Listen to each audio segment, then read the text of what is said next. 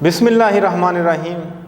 अस्सलाम वालेकुम अज़ीज़ तलबा व तलबात, मैं हूं प्रोफेसर शहजाद फैज़ और आप देख रहे हैं हमारा यूट्यूब चैनल एस्पायर एकेडमिया। हमने साल अव्वल की दूसरी नज़्म नात शुरू की थी। पहले लेक्चर में हमने शायर का तारुफ, शायर का असलूब और पहले शेर की तशरीह पढ़ी थी। अब दूसरे लेक्चर में हम शेर नंबर 2 और 3 पर बात करेंगे। शेर है कि किरदार का ये हाल सदाकत ही सदाकत, किरदार का ये हाल सदाकत ही सदाकत, अखलाक का ये रंग के कुरान ही कुरान। अज़ीज़ तलबा, इसमें एक लफ्ज़ किरदार आया है जिसका मतलब है शख्सियत या सीरत। इसी तरह सदाकत का मतलब है सच्चाई और रंग का मतलब है सूरत या शक्ल। शेर का मफ़हूम ये है कि हज़रत मोहम्मद सल्लल्लाहु अलैहि वसल्लम का किरदार सरापा सदाकत और अखलाक कुरान करीम का अमली नमूना था। आइए अहम निकात की मदद से हम इसकी तशरीह करते हैं। सबसे पहले इस शेर के अंदर फ़नी लिहाज से हमें सनत तकरार दिखाई दे रही है। सनत तकरार ऐसी सनत को कहते हैं जिसमें कोई लफ्ज़ 2 बार या 2 से ज़्यादा बार इस्तेमाल हो, उसे कहते हैं सनत तकरार। जैसा कि सदाकत ही सदाकत, कुरान ही कुरान, तो ये सनत तकरार है। उसके बाद इसमें सनत तलमी भी इस्तेमाल हुई है।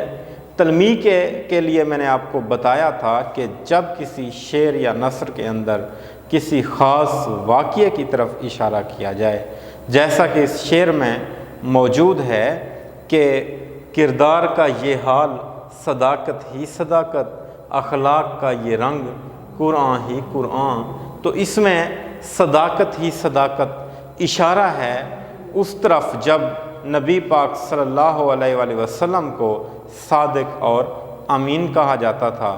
और इसके अलावा अखलाक का ये रंग के कुरान ही कुरान, ये भी सनत तलमी है, क्योंकि जब हज़रत आयशा रज़ी अल्लाह तआला अन्हा से आप सल्लल्लाहु अलैहि वसल्लम के अखलाक के बारे में पूछा गया तो उन्होंने फरमाया कि क्या आप कुरान नहीं पढ़ते, यानी जो कुछ कुरान के अंदर है वही नबी पाक सल्लल्लाहु अलैहि वसल्लम के अखलाक मुबारक हैं। उसके बाद हम इस पर बात करेंगे दौर जहालत और आप सल्लल्लाहु अलैहि वसल्लम का किरदार।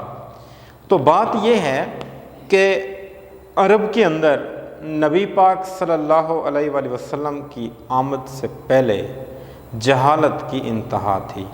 यानी जहालत इस कदर तो थी कि अल्लाह ताला को वहाँ पर उन लोगों को सुधारने के लिए नबी भेजना पड़ा। अगर मैं उस ज़माने की ज़रा सी मंजर कशी करूँ तो उस वक्त हमें दिखाई देता है कि वो लोग जो कबीलों और मुख्तलिफ गिरोहों के अंदर बटे हुए थे, तकसीम शुदा थे, और उन लोगों की ज़िंदगी गुजारने के कोई उसूल नहीं थे, कोई तरीका नहीं था। उन लोगों के अंदर जहालत इस कदर थी कि वो लोग एक दूसरे के साथ जब झगड़ा करते थे तो कत्लो गारत को तो आम समझा जाता था ना, वो तो कोई बात ही नहीं थी। और इसी तरह शराब नोशी और इसके अलावा जुआ या ज़िना जैसी बुराइयां उस दौर के अंदर वहाँ पर फैली हुई थीं। और उसी दौर के अंदर नबी पाक सल्लल्लाहु अलैहि वसल्लम ने वहाँ पर जन्म लिया। तो बात यह है कि आम तौर पर जब कोई शख्स जिस कल्चर के अंदर, जिस तहज़ीब के अंदर रहता है तो वो उसका असर कबूल करता है। लेकिन अगर हम बात करें حضرت محمد صلی اللہ علیہ وآلہ وسلم کی، تو وہ اس قبیلے کے اندر رہنے کے باوجود بھی نہ کہ اس کا اثر قبول کیا، بلکہ ان لوگوں کو راہ راست پر لے آنے کے لیے دن رات کوشش جاری رکھی، محنت کی، اور ان لوگوں کو راہ راست پر لے آنے میں آخر کار آپ صلی اللہ علیہ وآلہ وسلم کامیاب بھی ہوئے۔ تو بات یہ ہے کہ نبی پاک صلی اللہ علیہ وآلہ وسلم اگر اس دور کے لوگوں کا مذہب، ان کا رہن سہن، ان کا طریقہ تبدیل کر رہے ہیں تو اس کے پیچھے وجہ کیا تھی؟ یعنی کوئی بھی شخص اپنے آباء و اجداد کا مذہب چھوڑ کر وہ نبی پاک صلی اللہ علیہ وآلہ وسلم کے مذہب کو قبول کر رہا تھا، اسلام قبول کر رہا تھا، تو اس کے پیچھے وجہ یہ تھی کہ نبی پاک صلی اللہ علیہ وآلہ وسلم پر وہ لوگ اعتماد کرتے تھے، اور اعتماد اس لیے کرتے تھے کہ نبی پاک صلی اللہ علیہ وآلہ وسلم نے اپنی زندگی کے اندر کبھی جھوٹ نہیں بولا تھا، کبھی کسی کے ساتھ دھوکہ نہیں کیا تھا، اور کبھی کسی کی امانت کے اندر خیانت نہیں کی تھی۔ حتیٰ کہ غیر مسلم لوگ بھی اپنی امانتیں نبی پاک صلی اللہ علیہ وآلہ وسلم کے سپرد کر کے جاتے تھے، کیونکہ ان کو اس بات کا بھروسہ تھا کہ اگر ہماری امانت محفوظ رہ سکتی ہے تو وہ پاک پیغمبر صلی اللہ علیہ وآلہ وسلم کے پاس ہی محفوظ رہ سکتی ہے۔ اور میں قربان جاؤں ایسے نبی پر کہ اگر آپ دیکھیں جب نبی پاک صلی اللہ علیہ وآلہ وسلم مدینہ چھوڑ کر مکہ کی طرف ہجرت کر رہے تھے اور نبی پاک صلی اللہ علیہ وآلہ وسلم کی جان کو بھی خطرہ تھا، تو ایسے عالم میں بھی آپ صلی اللہ علیہ وآلہ وسلم اگر فکر کر رہے تھے تو ان لوگوں کی امانتوں کی فکر کر رہے تھے جو آپ صلی اللہ علیہ وآلہ وسلم کی جان کے دشمن تھے۔ حتیٰ کہ حضرت علی رضی اللہ تعالی عنہ کو وہاں اپنے بستر پر سلایا گیا کہ اے علی صبح ان کی امانتیں واپس کر کے چلے آنا۔ یعنی نبی پاک صلی اللہ علیہ وآلہ وسلم اس کیفیت کے اندر بھی ان کی امانتوں کی فکر کر رہے تھے۔ یہی وجہ ہے کہ جب نبی پاک صلی اللہ علیہ وآلہ وسلم نے ان لوگوں کو ایک پہاڑی کے نزدیک جمع کیا اور ان سے فرمایا کہ اے لوگو، اگر میں یہ کہوں کہ کوئی لشکر اس پہاڑی کے پیچھے چھپا ہوا ہے اور وہ تم پر حملہ کرنے والا ہے تو کیا آپ اعتماد کر لو گے؟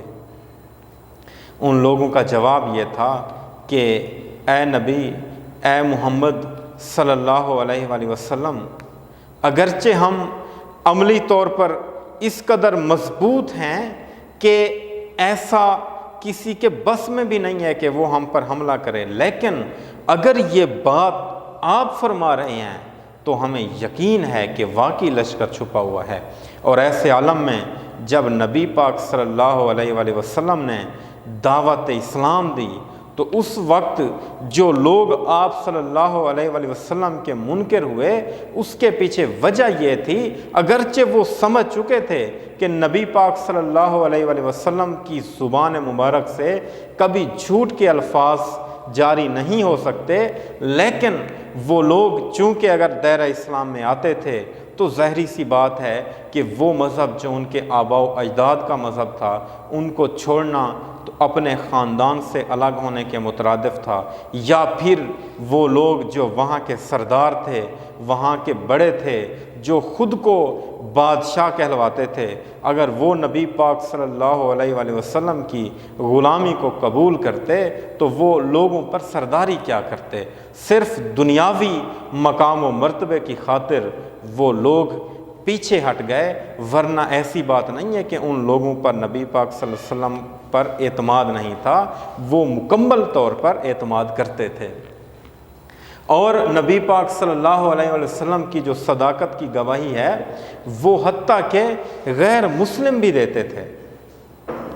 نبی پاک صلی اللہ علیہ وسلم کی زندگی کے اندر کبھی کوئی بات جھوٹی ثابت نہیں ہوئی، اور نہ ہی قیامت تک آپ صلی اللہ علیہ وآلہ وسلم کی زبان مبارک سے بیان کی ہوئی بات قیامت تک جھوٹی نہیں ہو سکتی۔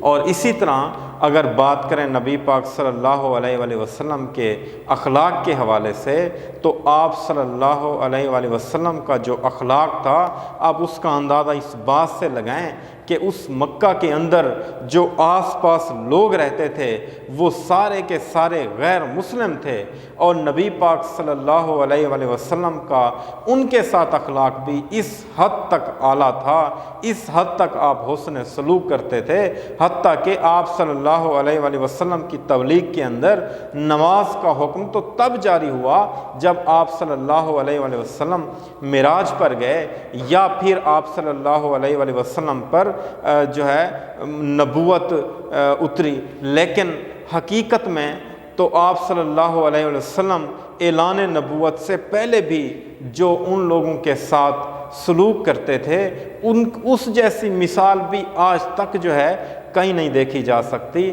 اور آپ صلی اللہ علیہ وآلہ وسلم اخلاق کے اعلیٰ مرتبے پر فائز ہیں۔ اور یہ بات جو ہے ہمیں قرآن پاک سے مل جاتی ہے۔ اللہ تعالیٰ فرماتے ہیں اور بے شک آپ اخلاق کے بلند مرتبے پر فائز ہیں، اور اسی طرح ارشاد نبوی بھی ہے کہ مجھے بہترین اخلاق کی تکمیل کے لیے بھیجا گیا ہے۔ شعر دیکھیے کہ آپ کا قول و عمل تفسیر ہے قرآن کی، اتباع مصطفیٰ معراج ہے انسان کی۔ اس کے بعد شعر نمبر 3 پر آتے ہیں۔ کیا نام ہے شامل ہے جو تکبیر و عظام ہے، اس نام کی عظمت کے ہیں قربان دل و جاں۔ اس میں لفظ تکبیر آیا ہے جس کا مطلب ہے اللہ تعالیٰ کی بڑائی بیان کرنا، اور عظمت کا مطلب ہے بڑائی یا بلندی۔ شعر کا مفہوم یہ ہے کہ حضرت محمد صلی اللہ علیہ وآلہ وسلم کے نام کی عظمت کا یہ عالم ہے کہ یہ نام تکبیر و اذان کا لازمی جز ہے۔ میرے دل و جان اس نام کی عظمت پر قربان ہے۔ عزیز طلباء و طالبات، ایک بات یاد رکھنا کہ یہ نعت ہم صرف اس لیے نہیں پڑھ رہے کہ اس کی تیاری کر کے ہم پیپر میں لکھیں گے، بلکہ اس کے ساتھ ہمارا عقیدت کا رشتہ ہے۔ آپ دلی محبت کے ساتھ جو ہے ان اشعار کو دیکھیے گا، اور اس اشعار کے اندر جو اہم نکات بیان کیے گئے ہیں ان کی مدد سے اس کی ہم تشریح بھی کرتے ہیں کہ پہلا نقطہ اس میں یہ ہے کہ آپ صلی اللہ علیہ وآلہ وسلم کے نام کی سر بلندی۔ تو اس میں کوئی شک نہیں کہ نبی پاک صلی اللہ علیہ وآلہ وسلم کا نام جو ہے وہ بلند ہے، کیونکہ اللہ تعالیٰ بھی فرماتے ہیں کہ بے شک ہم نے آپ کا ذکر بلند کر دیا۔ اور اس کے علاوہ اگر ہم بات کریں کلمہ کے حوالے سے، تو جہاں پر کلمہ کے اندر اللہ تعالیٰ کا نام آیا ہے، وہیں اس کے ساتھ اس کے محبوب صلی اللہ علیہ وآلہ وسلم کا بھی نام آیا ہے۔ یاد رکھیں کہ کوئی شخص ساری زندگی بھی یہی پڑھتا رہے کہ لا الہ الا اللہ، لا الہ الا اللہ، اور اگر ساتھ میں وہ محمد رسول اللہ نہیں پڑھتا تو تب تک وہ جنت میں داخل نہیں ہو سکتا، یعنی وہ دائرہ اسلام میں داخل نہیں ہو سکتا۔ بھلے کلمہ طیبہ ہوں یا کلمہ شہادت ہوں، نبی پاک صلی اللہ علیہ وآلہ وسلم کا نام جو ہے اللہ تعالیٰ کے نام کے ساتھ ہے، اور جب تک کوئی اس پر ایمان نہیں لاتا تب تک کوئی دائرہ اسلام میں داخل نہیں ہو سکتا۔ اور اس کے علاوہ آپ صلی اللہ علیہ وآلہ وسلم کا اسم مبارک تکبیر و اذان میں آتا ہے، تو جہاں تکبیر ہو رہی ہے، جہاں پر اذان ہو رہی ہے، وہیں اللہ اور اس کے نبی کا نام، اللہ اور اس کے محبوب کا نام جو ہے وہ جاری ہے، وہ بلند کیا جا رہا ہے۔ اور ایک اور بات میں آپ کو حیران کن بات بتاؤں، وہ یہ ہے کہ اس کائنات کے اندر، اس دنیا کے اندر کوئی بھی لمحہ، کوئی بھی وقت ایسا نہیں ہے جس لمحے نبی پاک صلی اللہ علیہ وآلہ وسلم کا ذکر نہ کیا جا رہا ہو۔ اس کی وجہ کیا ہے؟ اس کی وجہ یہ ہے کہ دنیا کے اندر ہر وقت اذان اور تکبیر ہو رہی ہے۔ ہر وقت اذان اور تکبیر کیسے ہو رہی ہے؟ وہ اس لیے ہو رہی ہے، اس کی وجہ یہ ہے کہ آپ کو معلوم ہے کہ اس دنیا کے اندر اوقات کا یعنی وقت کا، ٹائم کا فرق ہے۔ یعنی اگر یہاں پر ظہر کا وقت ہے تو عین ممکن ہے کہیں پر عصر کا وقت ہوگا، کہیں پر مغرب کا وقت ہوگا، کہیں پر رات ہوگی، کہیں پر صبح ہو رہی ہوگی۔ اور اگر اسی طرح مجموعی جائزہ لیا جائے تو دنیا کے اندر کوئی بھی لمحہ ایسا نہیں ہوتا جس وقت کسی نہ کسی کونے پر اذان نہ ہو رہی ہو۔ اور آپ کو یہ بھی معلوم ہے کہ جب اذان ہوتی ہے، ہمارے اپنے شہر میں بھی اذان ہوتی ہے، تو وہ بھی 10 سے 15 منٹ تک مختلف مساجد میں اذانیں ہوتی رہتی ہیں۔ اور اسی طرح اپنے وطن عزیز کی بات کریں تو پھر بھی کتنے شہروں کے اندر وقت کا فرق ہے۔ یعنی ملتان کے اندر وقت کچھ ہے تو لاہور یا کراچی کے اندر اس میں 5-7 منٹ کا وقفہ ہوگا۔ تو بالکل اسی طرح اگر کل دنیا کی یا پوری جو ہے نا ہم دنیا کی مثال لیں تو پھر کوئی بھی لمحہ ایسا نہیں بچتا جس میں تکبیر اور اذان نہ ہو رہی ہو۔ تو اس کا مطلب دنیا کے اندر ہر وقت اللہ اور اس کے رسول کا نام جو ہے وہ بلند کیا جا رہا ہے۔ اس کے بعد نقطہ آخری ہے کہ مسلمان آپ کے نام پر جان قربان کرتے ہیں۔ تو اس میں بھی کوئی شک نہیں کہ کوئی بھی مسلمان ہو، ادنا سے ادنا بھی مسلمان ہو، تو وہ بھی نبی پاک صلی اللہ علیہ وآلہ وسلم کی عظمت اور حرمت پر اپنی جان قربان کرانا، اپنا سر کٹانا سعادت سمجھتا ہے۔ اور اس سے بڑی موت اور کیا ہو سکتی ہے جو نبی کی غلامی میں آئے۔ شعر دیکھیے کہ حسن یوسف پہ کٹی مصر میں انگشت زنا، سر کٹاتے ہیں تیرے نام پہ مردان عرب۔ اور شعر دیکھیے کہ قوت عشق سے ہر پست کو بالا کر دے، دہر میں اسم محمد سے اجالا کر دے۔ تو اس دنیا کے اندر نبی پاک صلی اللہ علیہ وآلہ وسلم کا نام بلند کیا جا رہا ہے، اور اسی کی نسبت سے اقبال بھی فرماتے ہیں کہ دنیا کے اندر جو ہے ہر طرف روشنی ہو جائے، اجالا کر دے۔ تو کہنے کا مطلب یہ ہے کہ اس نام کی وہ عظمت ہے کہ اگر اس دنیا کے اندر جائزہ لیا جائے تو سب سے زیادہ رکھا جانے والا نام بھی محمد ہے۔ اور وہ لوگ جن کا نام محمد نہیں بھی ہے تو ان میں سے بھی لوگ اپنے نام کے ساتھ سابقے یا لاحقے کے طور پر محمد ضرور لگاتے ہیں۔ تو دنیا کے اندر سب سے زیادہ رکھا جانے والا نام بھی محمد ہے صلی اللہ علیہ وآلہ وسلم۔